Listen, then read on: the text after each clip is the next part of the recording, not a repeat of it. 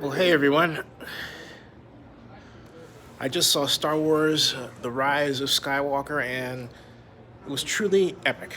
And a great, with save for one exception, a great closure to this part of the Star Wars history. And you would say, this is going to have some spoilers in it, okay? It, to a degree, it's fast paced. J.J. Abrams directed it. And so it has a lot of those, I call them J.J. Abrams-isms, like, for example, the use of the anthropomorphic lens, the cross cuts, the flowing from one scene to the next. It's classic J.J. Abrams.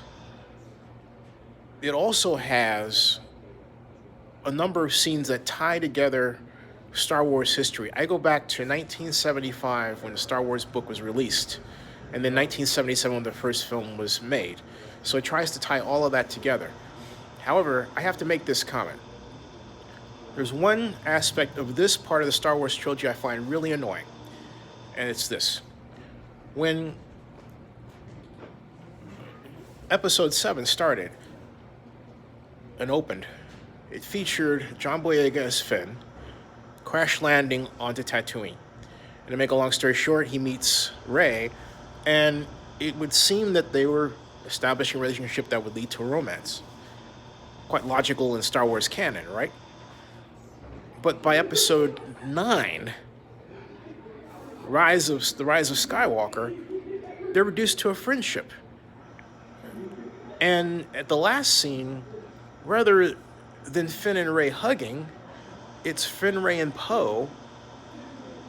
And it says the idea that the two of them supposedly were dating was taken completely out of the storyline. Completely out. And it's really crazy. Everything else that it seemed social media types wanted, they got.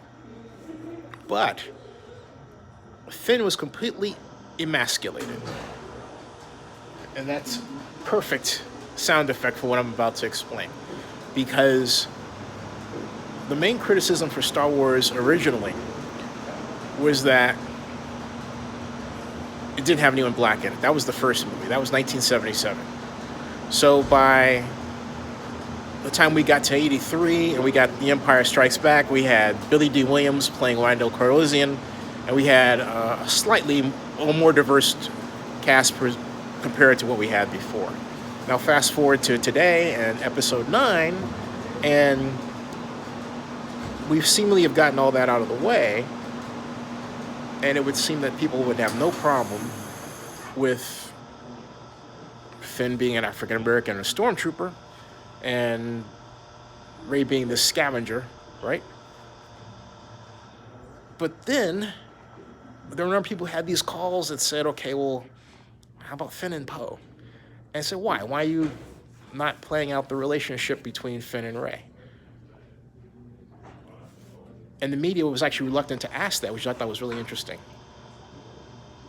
So in this movie, instead of what we've had in classic Star Wars, which is the man taking charge and getting his girl and everything, we have this man who kind of takes charge, but doesn't get the girl because he's black. And that's in this. And it really takes an otherwise great movie that normally would have followed a pattern had the producers not had that problem, and it didn't. So you'll see it. When you see the movie, you'll see him looking around there, and then there's another part where he says he actually senses that something happened to her, but they don't follow it through. It's like they have a force connection, but then whatever part of the movie would explore that was removed. It's like somebody in the screening room said, we don't want this black guy with this white girl. That's what it looks like, all right? So it makes for a watered-down story as opposed to the story that was really supposed to be. And I thought, seriously? Other than that, special effects, fantastic. Depth cueing with the special effects, great. Beyond pure. Sound, Star Wars has always had great sound, going all the way back to the first innovations with Dolby and Industrial Light and Magic back home, that remains. Other than that, it's great. But this particular part of the film I'm talking to you about sucks. They emasculated the guy. And I guess they got Boyega out there, and he's afraid to talk about it.